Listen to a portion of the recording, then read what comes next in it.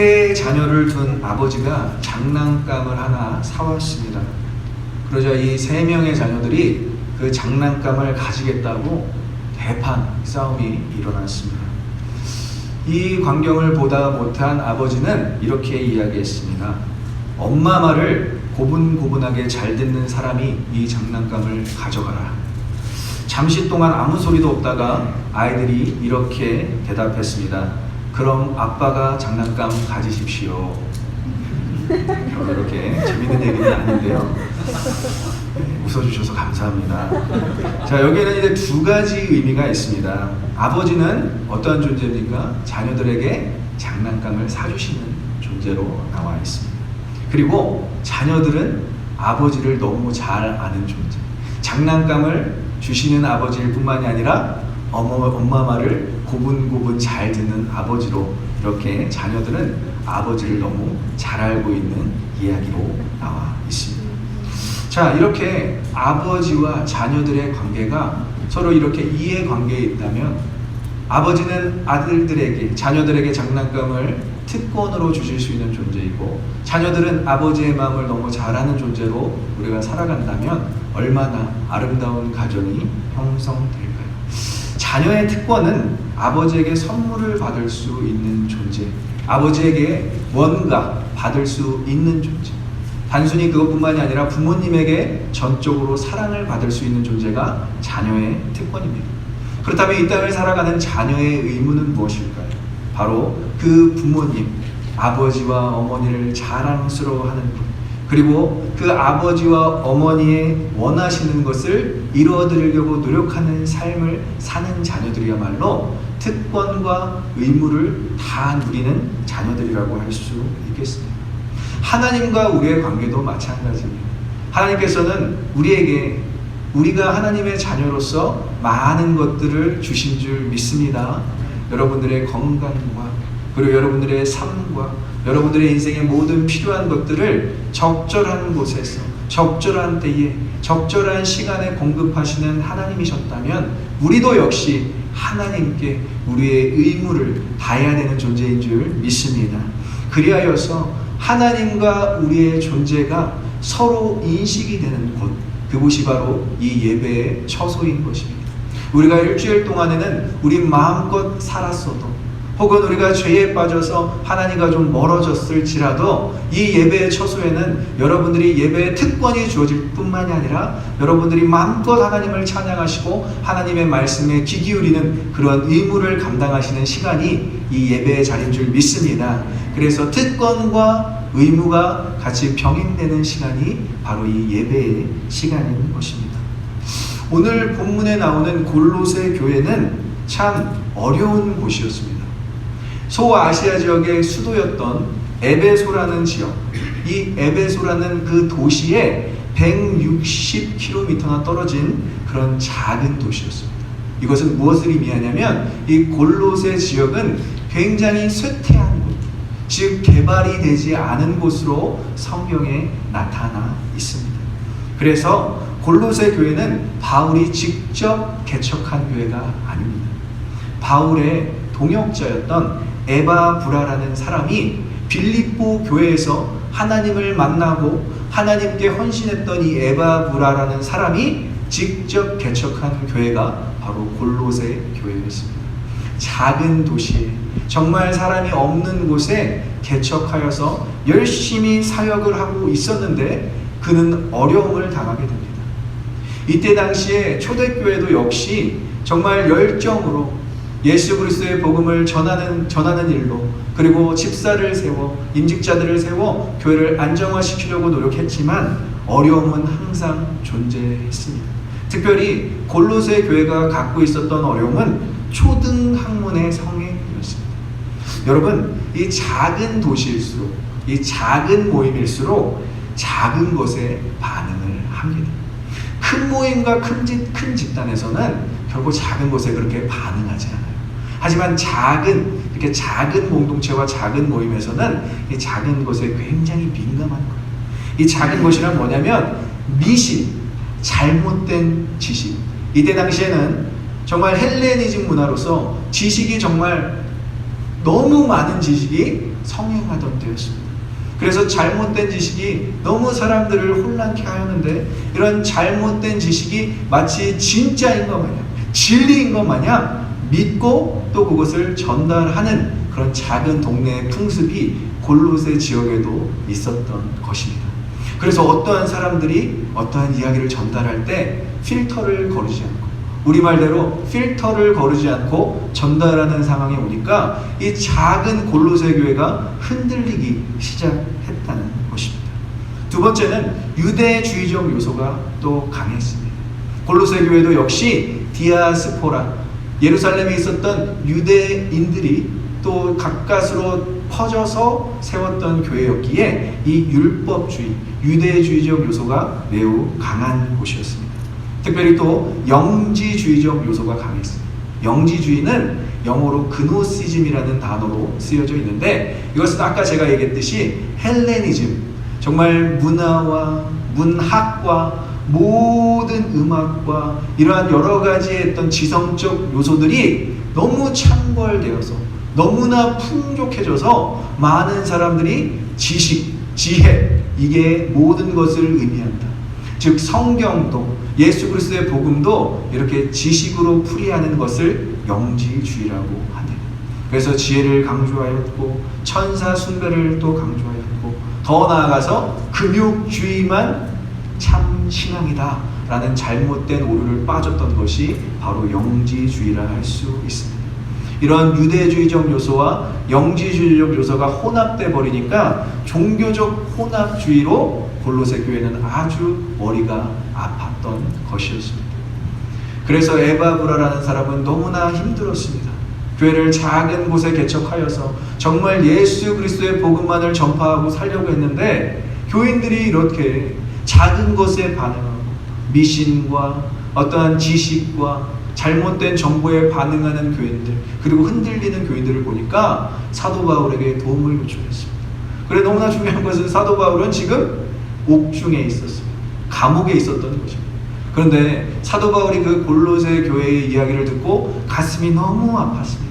아, 교인들이 이렇게 방황하고 교인들이 이렇게 흔들리는 것을 너무나 가슴 아프게 생각했던 사도 바울은 직접 친필로 골로새 교회에게 자문하는 것입니다. 권면하는 것이 바로 이 골로새서입니다.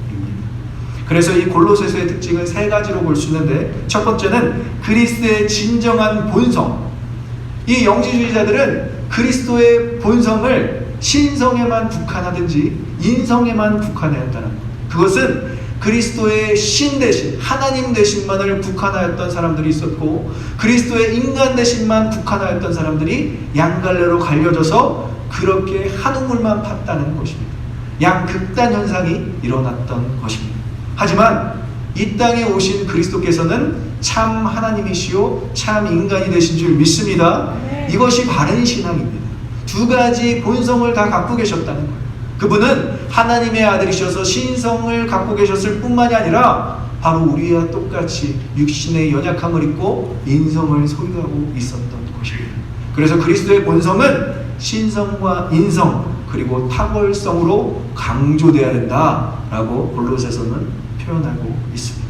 두 번째는 성도의 삶의 올바른 가치관을 제시하고 있습니다. 오늘 우리가 읽었던 본문은 굉장히 적용 가능한 본문입니다. 성도의 삶을 어떻게 살아야 하는지, 이 땅에서의 성도들이 어떠한 삶을 살아야 하는지 너무나 자세하게 사도 바울은 권면하고 있습니다. 마지막으로는 성도들이 추구해야 될 거룩한 삶을 강조하고 있습니다. 이렇게 사도 바울은 그리스도의 진정한 본성을 가르쳐줄 뿐만이 아니라 성도들의 올바른 가치관, 크리스천 월드뷰, 그냥 월드뷰가 아니에요. 월드뷰는 그냥 세계관이죠. 우리가 세계를 바라보는 그 시각에 뛰어넘는 것이 크리스천 월드뷰, 기독교적 세계관인 것입니다. 여러분들은 그냥 이 땅을 여러분들의 시각으로 살아내시는 분들이 아니라 크리스천 월드뷰, 기독교적 세계관으로 살아가시는 저와 여러분들이 되시길 축복하고 소망합니다. 그리고 마지막으로는 성도들이 추구해야 될 삶을 또 강조해주고 있어요. 니들이 이렇게 살아야 되지 않겠니? 니들이 좀 이렇게 흔들리지 말고 이렇게 살아야 되지 않겠니? 그런데 제가 아까 인트로에서 강조했듯이 이들이 흔들리는 가장 근본적인 요소, 요인, 원인은 무엇일까요? 그것은 자신들이 얼마나 귀한 존재인지 몰랐던 것입니다. 작은 도시에서 살고 쇠퇴한 곳에서 사니까 정말 교회가 세워져서 그 교회는 다니고 있는데 자신들이 얼마나 은혜를 받은 자들인지, 자기들이 얼마나 어둠 가운데서 불러내어서 그 기이한 빛에 들어간 자들인지 자신들의 가치를 몰랐던 것이 가장 큰 원인이었던 것입니다. 패배주의, 자격지심, 이 모든 것들이 그들을 다른 것들에 의해서 흔들리게끔 자신들을 오픈해 놓았기에 이들은 사정없이 흔들림에서도 그래도 하나님의 복음은 붙잡고 있었기에 사도 바울은 너무나 안타까운 마음으로 그들의 자존감을 먼저 회복시키기 위해서 이렇게 골로새서를 썼던 것입니다. 그럼 우리가 사도 바울이 이들의 자존감을 어떻게 회복하고 있는지, 어떻게 말씀으로 이들을 위로하고 있는지 우리가 본문을 통해서 한번 보도록 하겠습니다. 우리 12절을 다시 한번 읽어보겠습니다. 우리 12절을 다시 한번 읽겠습니다. 시작. 그러므로 너희는 하나님이 택하사 오래 참음을 보이고.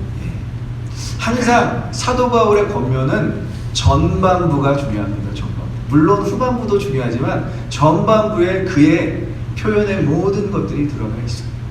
자, 하나님의 자녀의 특권을 선포하고 있습니다. 어떠한 특권을 가지고 있죠? 첫 번째는 그가 택하셨다. 하나님이 택하셨다. 창세 전에 우리를 택정하셨다라는 특권을 제시하고 있는 것입니다. 우리 에베소서 1장 4절에서 5절을 보면 이렇게 소개되어지고 있습니다. 곧 창세 전에 그리스도 안에서 우리를 택하사 우리로 사랑 안에서 그 앞에 거룩하고 흠이 없게 하시려고 그 기쁘신 뜻대로 우리를 예정하사 예수 그리스도로 말미암아 자기의 아들들이 되게 하셨느니. 딸들이 서운할 수 있으니까 자기의 딸들이 되게 하셨느니. offspring이에요. 모든 아들과 딸을 다, 모든 자녀들을 다 이야기하는 부분입니다. 예수 그리스도로 말미암아 하나님께서 우리를 자녀 삼아 주신 줄 믿습니다. 그런데 그냥 자녀 삼아 주신 것이 아니라 창세 전에 자녀 삼아 주셨다는 거예요. 믿으십니까? 여러분들은 창세 전에 하나님의 자녀로 택함을 받으신 분들인 줄 믿습니다. 저와 여러분들은 그래서 이 자신감이 있어야 돼요. 나는 그냥 어쩌다가 하나님 믿게 됐어요. 나는 그냥 어쩌다가 이렇게 살다 보니까 누구 따라와서 그냥 예수 그리스도 믿게 된, 이게 아니라는 거예요. 여러분, 여러분들이 하나님을 믿게 된 것은 하나님이 여러분들을 선택하셨기 때문인 줄 믿습니다. 그것이 바로 예정하사, 에베소서에 너무나 분명하게 나와 있는 거예요. 너희는 예정받았다. 너희는 택함을 받았다. 언제? 창세 전에, 세상이 창조되기 전에 너희는 택함을 받았다. 그런데 어떻게 이러한 놀라운 진리에 대비해서 진화론이니 우리의 조상은 예? 아주 그런 표현들이 많잖아요.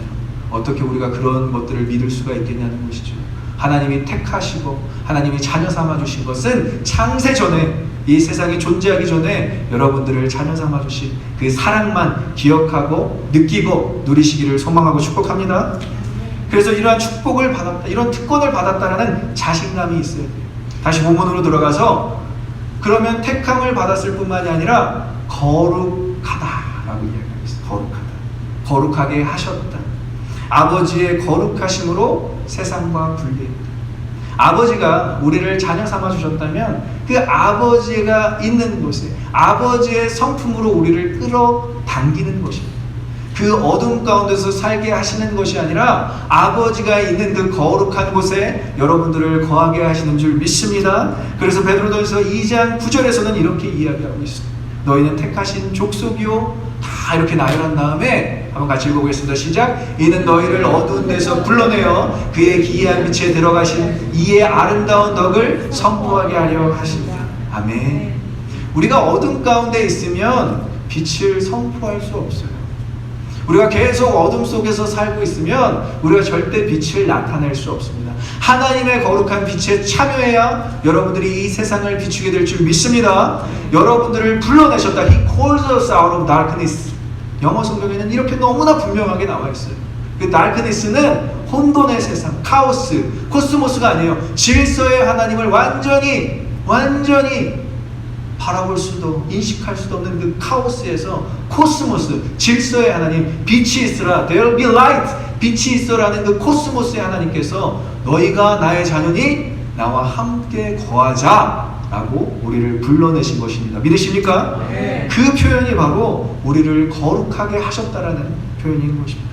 마지막으로 거룩하게 하신 그 특권뿐만이 아니라 우리 12절에 나와 있는 사랑받는 자라고 이야기했어요.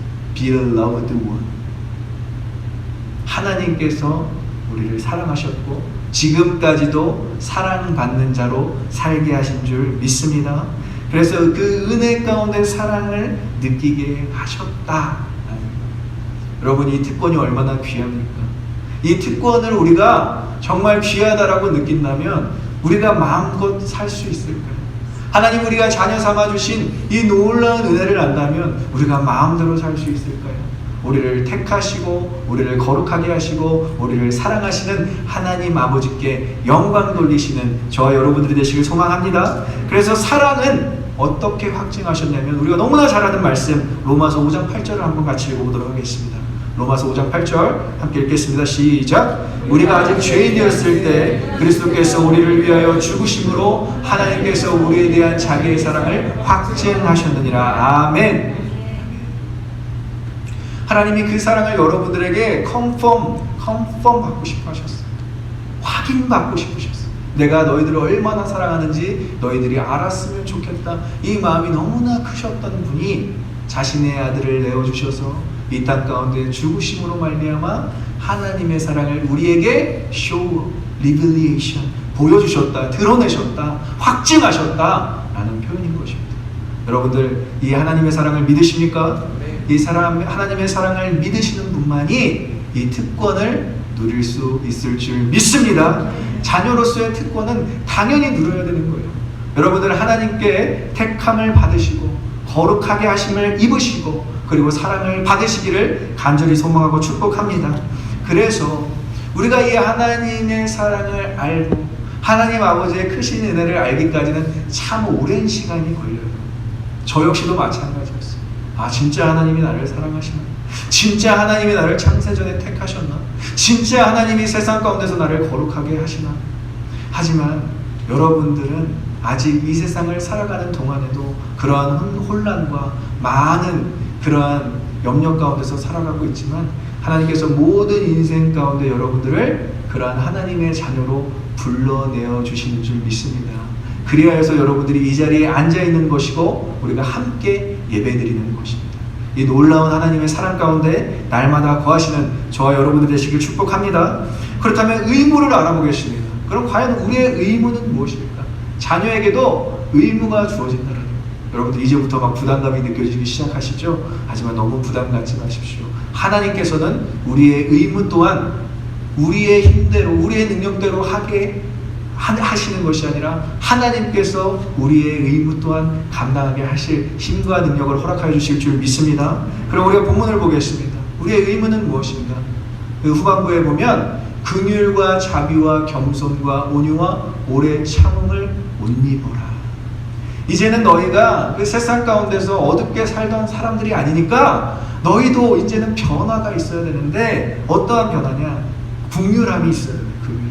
긍휼함은 무엇이죠? 상대방을 불쌍히 여기다. 이것은 포용력을 이야기합니다. 내가 그 사람을 얼마나 품어낼 수 있는가, 내가 하나님의 사랑을 얼마나 실천하며 그 사람을 품어낼 수 있는가, 포용력을 의미하고요. 그 다음에 자비함을 의미합니다. 상대에 대한 관대함을 이야기하는, 나도 은혜를 받았는데 당신도 은혜를 받아야 되지 않을까. 상대를 그렇게 관대하게 바라보는 것, 나의 시각으로 바라보는 것이 아니라 하나님의 시각으로 바라보는 것이 자비함입니다. 그리고 온유함, 이 온유함은 무엇일까요? 관계를 맺는데 어렵지 않다라는 것. 우리가 막 가시 돋쳐 있으면 사람들이 다가오기가 힘들잖아요. 나 상처받았으니까 아무도 건들지 마. 예전에 어떤 집사님께서, 제가 경험한 건 아닌데 어떤 목사님께서 회의를 하는데 맨날 이 집사님은 반대만 하시는 거예요. 다 모두 다 찬성할 때 반대 의견만 내시는 거예요. 너무나 힘들어서 이분을 그냥 교회에서 만나지 말고 개인적으로 찾아가야 되겠다 하고 이 집사님을 만나러 목사님이 가셨는데 딱 그 집사님께서 목사님 보자마자 이렇게 얘기하셨대요. 목사님 저 바꾸려고 하지 마세요. 저 예수님도 못 바꿔요. 이러셨대요. 이게 말이 되는 말입니다. 목사님 못 바꾸니 저 예수님도 못 바꿔요. 이렇게 얘기하시는 그 가시돋친 성도가 있었더라고요. 여러분, 진짜 우리가 관계를 잘하기 위해서는 우리가 하나님의 마음처럼 부드러워야 될 줄 믿습니다. 세상을 품는 마음은 결국 이 온유함에서 시작되는 거예요. 나의 부정, 나의 자아가 부정되는 그 시점에서 하나님의 온유함을 나타내시길 소망합니다. 마지막으로는 오래 참음입니다. 오래 참음. 우리가 할 수 있는 부분에서 최대한 오래 참는 것을 의미하는데, 이것은 단순히 오래 참는 것을 의미하는 것이 아니라 화를 내지 않는다는, 즉 우리가 상대방에게 화를 내지 않는 그러한 표현인 것입니다. 그래서 여러분들이 이 모든 것은 무엇을 의미하냐면 바로 화평을 의미하고 있습니다. 이 땅에서 여러분들이 살아가면서 화평을 의미하고 있는데, 이 한 가지, 두 가지, 세 가지, 네 가지, 다섯 가지의 성품은 어떻게 세상을 만들 수 있느냐? 화평한 세상을 만들 수 있는 것입니다. 그래서 이 모든 것의 화평의 근본은 용서가 되는 것입니다. 예수님께서 십자가 위에서 우리를 용서하셨던 것처럼, 십자가 도상에서 우리를 바라보시고 우리의 죄를 다 용서하셨던 것처럼, 하나님의 자녀로 살아가는 것은 이 땅을 용서하고 이 땅을 화평케 하는 것인 줄 믿습니다. 그것이 우리의 의무인 것입니다. 정말 여러분들의 그 삶의 얘기를 들어보면 너무나 어려운 삶을 살아가는 성도들이 있어요. 중재 역할을 하는 자들, 정말 직장 상사와, 어떻게 보면 직장 동료와, 아니 내 어떤 내가 이렇게 끌고 가야 되는 그런 인턴하는 분들, 이런 분들이 있는데, 그 모든 관계들을 다 중재해야 되고 화평케 해야 되는 그런 엄청난 부담감이 있는 것입니다. 그러나 그렇게 화평을 이행하며 살아갈 때, 화평한 분위기를 만들며 살아갈 때 여러분들이 어떠한 복이 있다고요? 하나님의 자녀라 부르시게 될 줄 믿습니다. 저 사람은 하나님의 자녀야. 저 사람은 하나님을 믿는 사람이야. 라고 많은 사람들이 여러분들을 인정하고 있다는 것입니다. 인정받지 못하더라도 여러분들은 하나님의 자녀인 줄 믿습니다. 그렇게 화평을 이행하고 있다면, 그렇게 여러분들의 자비함과 긍휼함과 온유함과 오래 참음으로 화평을 이행하고 있다면 여러분들은 하나님의 자녀인 것입니다. 그래서 그러한 특권, 하나님의 자녀의 특권의식을 더욱더 여러분들이 느끼시기를 소망합니다.